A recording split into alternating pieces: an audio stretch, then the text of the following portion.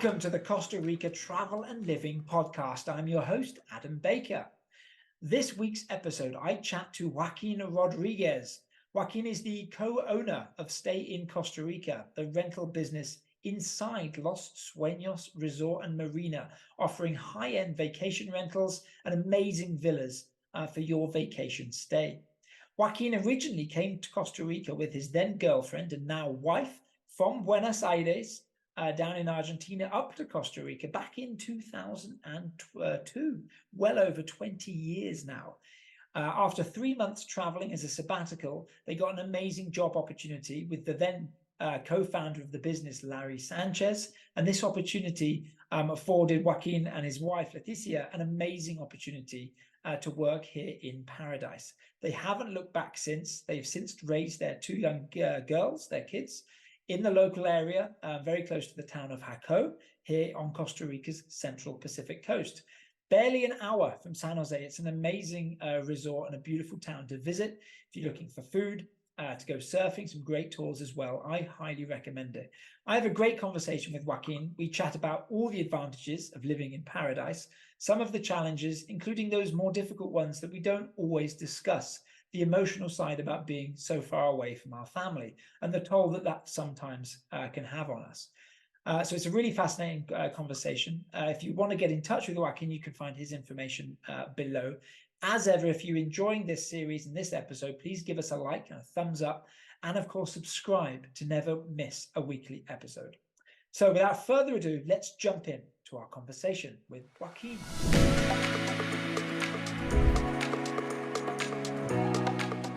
Good morning, Joaquin. How's it going? Can't complain. Beautiful day here down in paradise. It looks very sunny where you are, but I'm wondering if that's it actually is. I'm looking out of the window right now, and it's had a very little rain in the morning, but now I see blue sky, so we'll have a beautiful afternoon.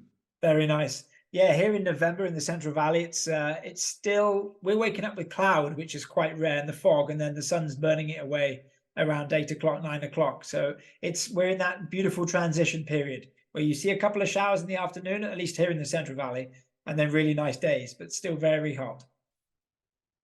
Well, down here we've had a very dry, rainy season, which is common after we had a very rainy season last year, and this year is a lot more mellow. It's the phenomenon of El Nino, La Nina that has a big impact here on our weather. Do you find? But I agree, we're heading into the transition months of November, December. We'll still have a little rain until we get to January, and where it's basically sunny until the end of March, April. Yeah. Now I'm going to look forward to asking you a multitude of questions about certainly living in Los Sueños down in the Central Pacific near Jaco. But just to ask you initially, do you find it surprising that, or should I say, do your clients, when they arrive in what's traditionally the low season, the green season here, and they're expecting more rain showers and they have a particularly dry vacation during the month of September and October, are they surprised and be like, why didn't I travel at this time of year before? Well, I mean, we try to educate our clients and let them know beforehand what to expect. Reality is, even in our worst months, which are September and October, you wake up in the morning, we wake up in the morning down here by the beach, and it's a gorgeous day until maybe 4 or 5 in the afternoon, where you do have a shower. So again, even in our most rainy months, you can still go out fishing and get back by 4 o'clock and enjoy a cocktail and go out to dinner. And if it's raining, you really don't care. Yeah. You can go to the beach all morning and do things. And when you get tired, you get back to your house and it rains a little bit, it cools down. For us who live down here, we really love these months because it's less crowded. It's not as hot as in other months. It's way greener. I mean, you look at the mountains down here, and they get this vibrant green that you won't see if you come like in late March or April. Yeah. That's the biggest surprise. People don't really. Sometimes you forget it. You think of it as obviously it's a rainforest. You've got the tropical, subtropical forest, especially all along the Central Pacific. But the colors, like even behind you, it's super green on the backdrop you've got there. But the change in scenery, and even further north in the country in Guanacaste, it can look as dry as Texas after February, March, and then you come down in like November, and it's incredibly lush. So true, so true. Highly recommended. Travel in the off season if you really want to see Costa Rica in all its biodiversity and its glory. As ever, Joaquin, I like to ask people, especially at the beginning of the podcast, what got you to Costa Rica initially? When did you come over, and what was your story? Well, I'm originally from Argentina, Buenos Aires. I moved up here in 2002. So that's gonna be 20. It's already 21 years ago. Initially, it was a sabbatical year. I came with my girlfriend and wife now, and we came to explore and discover Central America, and we fell in love. I mean, 21 years, we're still here. We're raising two beautiful young ladies, I would say now. They're 14 and 12, and this is our home. I mean, there's going to be, I think in 2 years, I would have lived more years in Costa Rica than back home in Argentina in my life. Yeah, that's a funny thought. I've been thinking about that same exact stat when you reach that halfway point. What was the original reason you chose Costa Rica for the sabbatical? Was it work related, or you just heard that it was beautiful? We've heard it was beautiful for a country like Argentina that has a strange relationship with the army. Hearing there is a little country in Central America that decided to not have an army and invest those funds in education and healthcare, that was something that really caught our attention. The scenery obviously was beautiful. We've heard it was super calm and secure, and people were very friendly. So those were some of the key things that really caught our attention. A stable economy, again, coming from Argentina, where an economy is a constant roller coaster. Hearing of a country who's had the same currency for 100 years. For an Argentinian, that's almost sounds like impossible. So that's why we said, okay, let's go for a year and see what happens. That we were 20, 22, 23 years old back then. And so we came and explored, and as I said before, we fell in love with this little country in Central America, and we're still here, and we're not going anywhere. So you mentioned there that you traveled for a year, which is a proper amount of time to really get to know the country, the people, the geography, the culture, which is always one of the biggest tips when people are saying, if you're interested in moving down to Costa Rica or retiring here or looking to start a new life, make sure you spend some time in the country to get used to the culture, see if it's going to fit you. A year is a great amount of time. How quickly did you know that you were going to be here in the long run? Well, the real story is the year became 3 months of exploration, and after 3 months, we've had spent all our money and had to start working, and that's actually when we started here at Stay in Costa Rica. Both my current wife, Leticia, and myself, we both started working for the original founder, Larry Savage, and we hit the high season of 2003 back then, and it's been a roller coaster. But the first 3 months, yes, we did have the chance to move around, go a little bit up north to Guanacaste, go to the volcano area in Arenal, and we actually drove to the other coast, the Caribbean coast in Puerto Viejo and that area, which has really changed over the years. This area itself, I mean, back then to get from the airport here, without the current highway we had, it would take you at least 2.5 hours. Yeah. And still, this was, I mean, we chose this area still with 2.5 hours because it was like really centrally located. I mean, I love the Caribbean, but it's a good 4.5 hours. I love Guanacaste, but again, it's a good 4.5 hours. So this area allows us to, again, live in paradise, lush landscape and mountains and animals. But again, if we need the city, we need to do something up there. Now with the new highway, we're only an hour and 25 minutes away. Yeah. So it's pretty, I mean, living down here, it's very strategic. And also when you're a tourist and you only have 4 or 5 days and you don't want to spend all your time in a bus driving around, this is a pretty neat spot. And again, you land in the main airport and an hour and a half later, you're by the beach. Yeah, I mean, over the last, 10, 15 years, it's only got easier. Like you mentioned, the highway, the connection without traffic, honestly, you can be there in just over an hour, down to Jaco, down to Los Sueños area, Herradura. Really beautiful and obviously very popular with the locals as well, looking to escape to the beach on the weekend. So you can, when it's that easy with the locals, the location of Los Sueños itself and the resort it's prime time, hence its popularity over 2 decades now. It's really interesting that you say you were traveling for 3 months and then you went pretty much straight into work. And obviously, like me, you were in your early 20s when you came down here. Was there any cultural surprises when you began working in Costa Rica over the previous 3 months traveling? Or was it just kind of like me? I didn't have too much work experience in the UK before I came over here and just kind of, got used to the culture and how things worked. Or were there a couple of things you're like, wow, I can't imagine this would have been like this back home in Buenos Aires?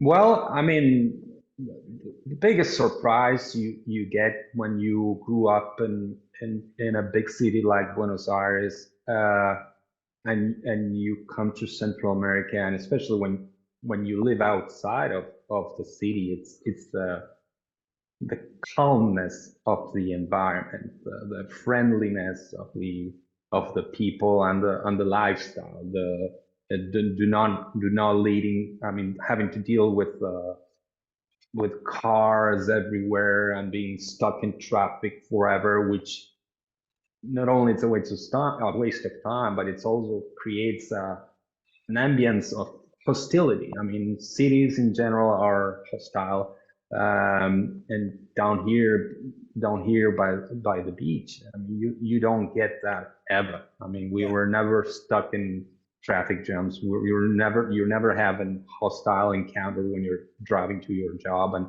so that change in the place where you're moving, I mean, changes your mentality and the mentality of everyone around you. It creates a really calmer, I mean, more friendlier place to live and work. And that clearly translates to your work transactions. I mean, everyone is, I mean, a couple notches down and calmer and say, hey, take it easy. I mean, we're here to have fun. Yeah. And we're fortunate to work in an industry like the hospitality and tourism, which is basically we're sharing the 7, 10, 15 days people are most looking for throughout the year. So it's their happiest moment. So Yeah. it's a pretty cool industry. No, I totally agree. Was that something that you and your wife Leticia wanted to do when you first came over, when you met up with Larry and began nearly 20 years ago in staying in Costa Rica?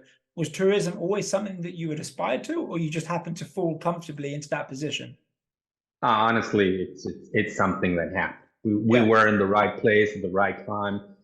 We met Larry and his wife Erica Savage, and they were super welcoming. And again, they had the high season around the corner. They needed help, so we jumped in the boat and started helping and growing with them throughout the years. But we didn't have a tourism backgrounds. We both love to travel. We both, I mean, we really enjoyed visiting other places, knowing other cultures, and working in that industry. Kind of, while you're not the one traveling, you're still, I mean, enjoying that part of the cultural exchange, which is something we love. I can imagine. Obviously, you've got 2 young daughters, whether your daughters are teenagers now, growing up. Was there ever a moment in the last 20 years or so that you thought about going back to Buenos Aires? I'm guessing not, but I thought I'd ask you.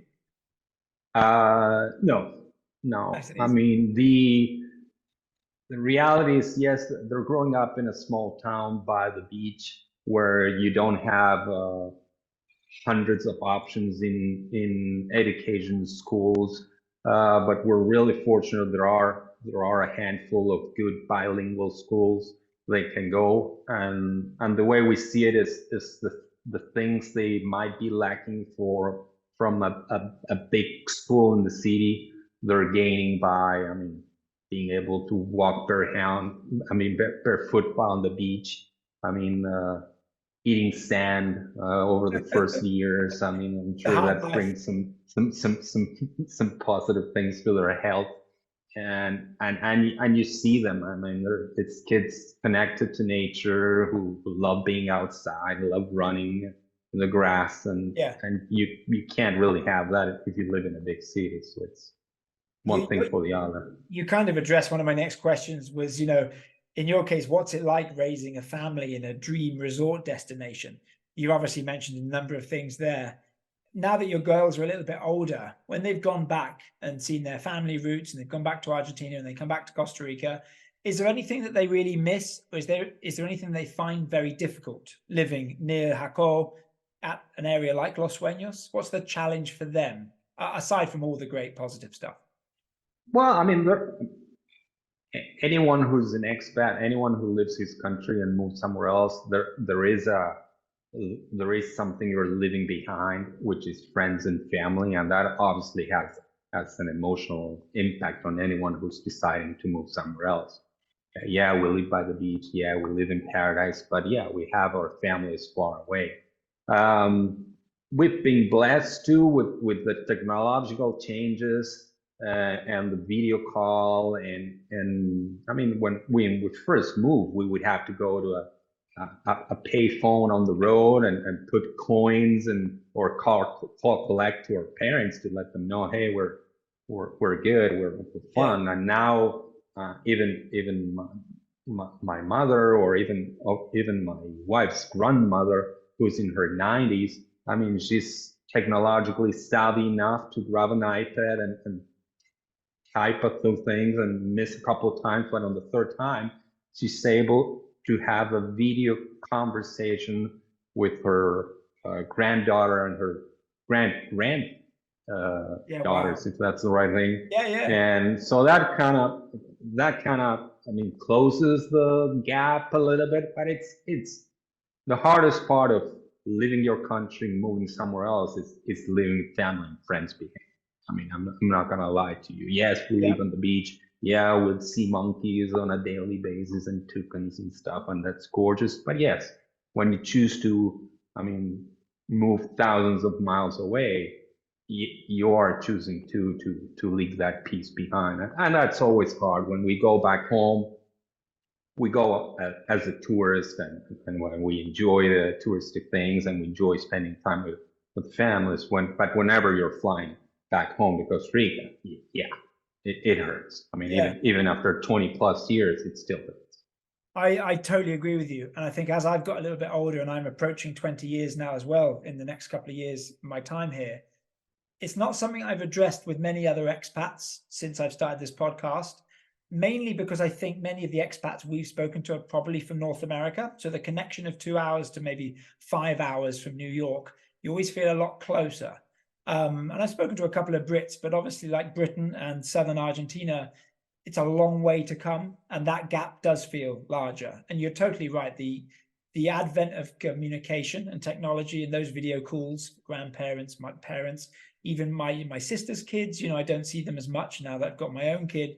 It's a really valid point, and something that you can't really explain unless you've spent a certain amount of time away and you've gone back, you've seen the family, your family grows. It's a really, really good point. Obviously, if you can get back to your family and it's a bit more consistent, obviously it's not the same, right? If your family's living perhaps in Florida and it's a 2-hour flight, Costa Rica being in Central America, maybe it's not, that gulf is not so bad. But in the same case, I've got, you know, family members in the UK who live 10, 15 miles apart, and they see each other as much as I see them. I'm like, guys, you're crazy. You live in the next town, but we're having the same conversation. So a double-edged sword, but I think you're very true. And that is a very good point, that it's not something you always think about until you really start living your life and those years start knocking away. Yeah.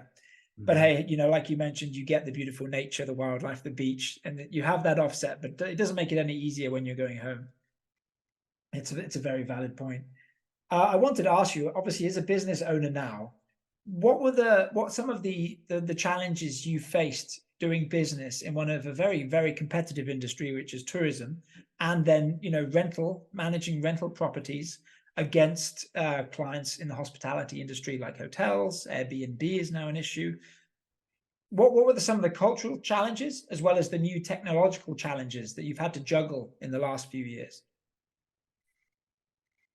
I mean, it's over the course of 20 years where we've been in the industry, we come, if I go back to our starting point, the technology available was, we were receiving reservations by fax. Yeah. Maybe we need to explain what a fax is to some of the viewers. It's a little machine where you put a paper on one side of the world and it comes on the other side of the world. Maybe we need to explain what paper is for some of our viewers too. But in any case, right? So that's where we started. And it's funny you mentioned Airbnb, because I always like saying that I'm older than Airbnb. When we started, Airbnb did not exist.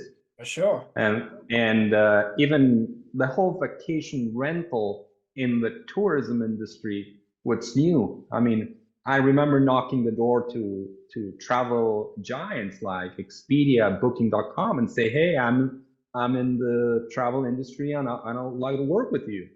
And their initial reply was, well, but you're not a hotel. We can't work with you. And that same mental block that, imagine a giant like those two had, it was hard to understand for a lot of our travelers. Travelers would call and say, hey, I've heard of Los Sueños. I want to go there with my family. I want to book a room. We're like, well, we don't have rooms. We have homes and apartments. And then what's strange for them too. I mean, saying it right now sounds crazy, but because now the vacation rental has gained enormous strength in the industry, and the giants like Expedia and Booking, etc., have realized, and now they have their own vacation rental sub-universe. I mean, separate from hotels, because they realize, well, this is different. This is a different concept, and more and more travelers look for that versus, I mean, going to a hotel.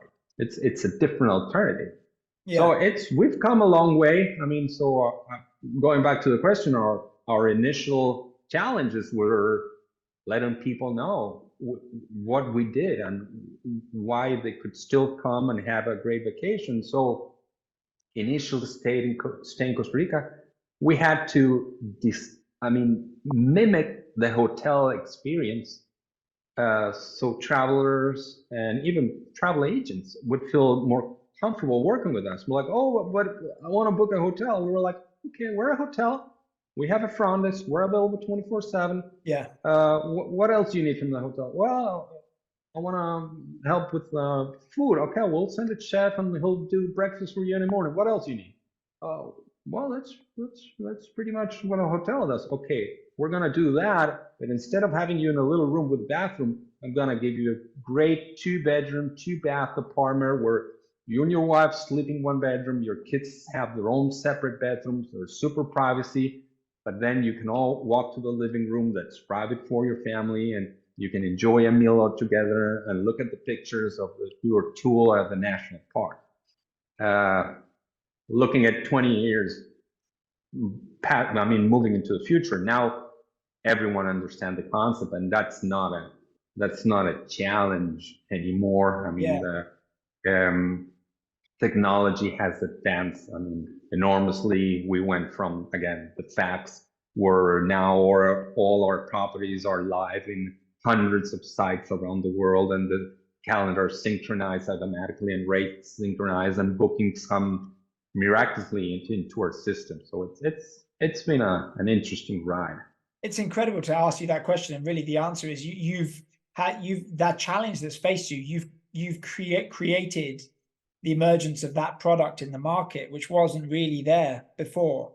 In terms of what do our clients want, we want to sell this amazing experience. And for those who are listening and are not entirely sure, Los Sueños is a beautiful section of land, again, in the Central Pacific coast. and it's always been famous. It's had the Marriott, which is on there and has access to its 18-hole beautiful golf course. And you have wonderful units, rental units, properties, different standards, class, luxury. As you mentioned, Joaquin, 1, 2, 3 bedroom units, all the way up to 5, 6, 7 bedroom private houses. So there's a swathe of options for people wanting to come. But it's really exciting. Obviously, I've seen you guys grow the business, the model that you have, incredibly well. To see it's such an exciting place to go and visit.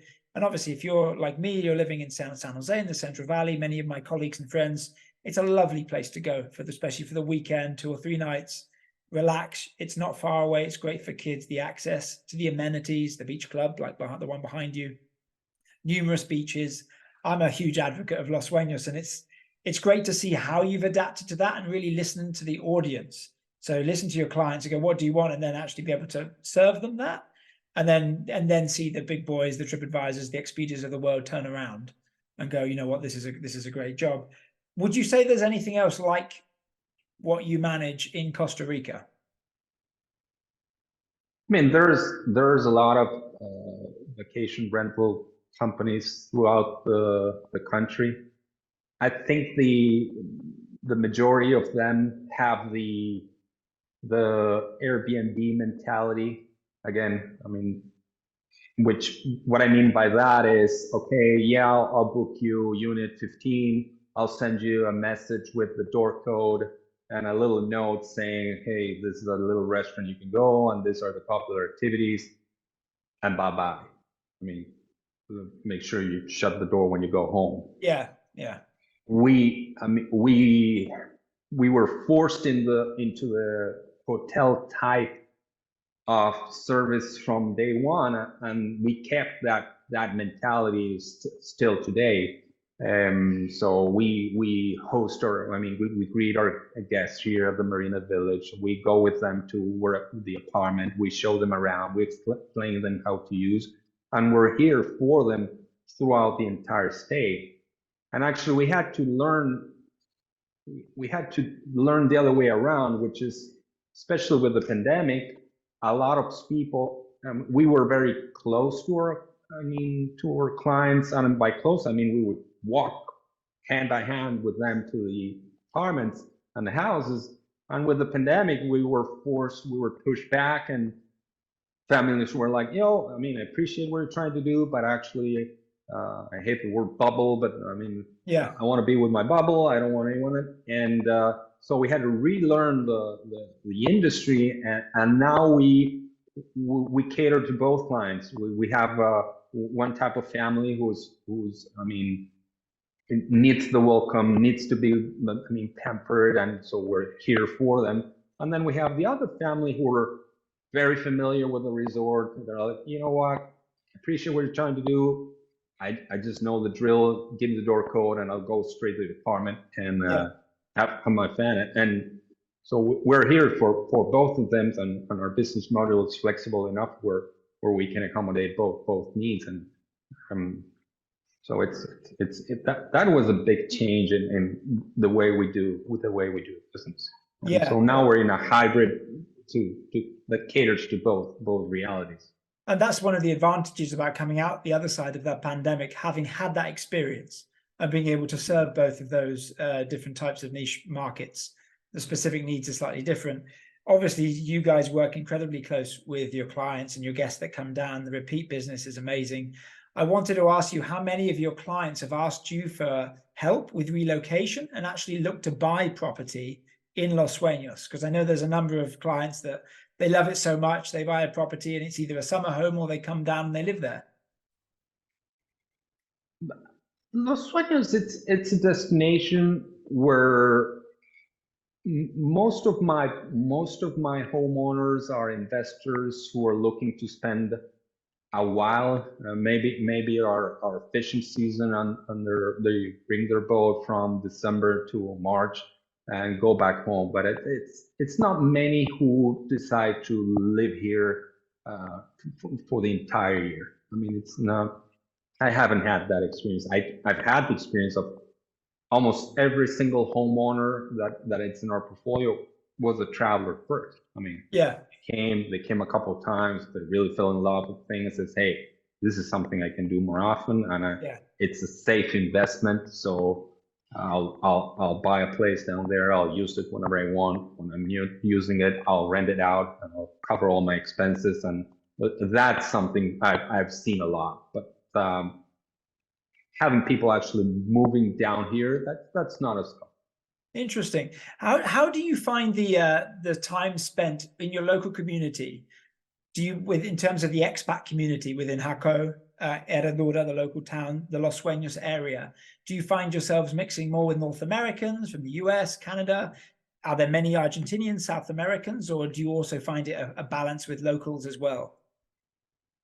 Jaco is a very interesting town. We obviously have the local Jacobanians who have been here forever, who are extremely welcoming, and they blend and bond, and they have a tourism soul in them, and they love being out there and teaching people how to surf and showing them how to eat the local food. So there are great hosts, the original Jacobanians, but Jaco has had immigrants from Italy. There's a big Italian community, and we have really nice Italian restaurants.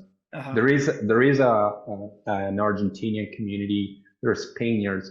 There is a big North American community, as well as Canadians, a lot of retired US and Canadian people living here, but also younger families. I mean, raising their kids and sending them to our bilingual schools. And there's a lot of activities happening. We have a really nice golf group that plays every Fridays, and we have almost 30-40 players every Friday playing together. There's a new pickleball plays where retired people are getting together, and again 20-25 people playing pickleball. We have a local soccer team that we're very proud of. We have a game tomorrow, so we're very excited about that. So there's I mean, besides nature, it's a nice home, it's a nice community where we all take care of each other.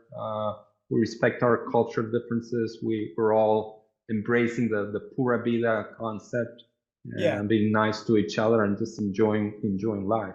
That's the word right there, respecting and embracing each other's cultures, because there's when you're in a melting pot like Jaco, you get all those wonderful advantages of having all those beautiful assets and all the highlights of each culture, whether you're talking about quality restaurants, places to shop, access to surfing, playing golf, fishing.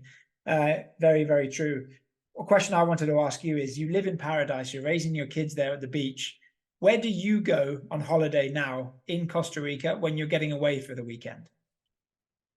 It's funny, a friend who moved here a little bit before I did it in 2001 told me, would you rather live, 50 weeks of the year on the beach and 2 weeks on the city? Because I told him originally, hey, I'm just worried I'll miss the theaters and museums and the cultural vibe and being able to go to concerts. And he told me, okay, would you rather live 50 weeks of the year on the beach, and the 2 you have got off, you can go to London or New York and enjoy that vibe? I'm like, yeah, I think that can work. So for us, it's our vacations are we go where people live throughout the year. I mean, that's normally what we do. We try to go to the big cosmopolitan cultural spots where we can have what we don't have here. Yeah, that really, really true. I never really thought about it like that. Every time I go back, and if I go back twice a year, I'm happy. But you're right. I'm always jetting around between family spots. It's usually all the places people think are incredibly dull. They're usually built up cities. But you are right. We become a tourist then back in our own country, right, when we're jetting through.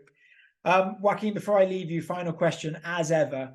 When someone asks you, what is the essential tip, Joaquin, to give me? I'm thinking about moving to Costa Rica. What do you tell them? I always tell them, give it a try first before you commit. I mean, this is a beautiful place. it's still Central America. It's still a third world country where there's challenges and there's, I mean, when you want certain services, you need to wait, you need to be patient, and some people don't mind, some people can't handle it. Yeah. So don't sell everything and come here just before you. I mean, be sure you travel a little bit. I mean, come for a couple weeks, so if you can rent a place for a long term, a couple months, and be down here for a while, be in the dry season, be here in the rainy season, and get a good grasp of it before making a big commit.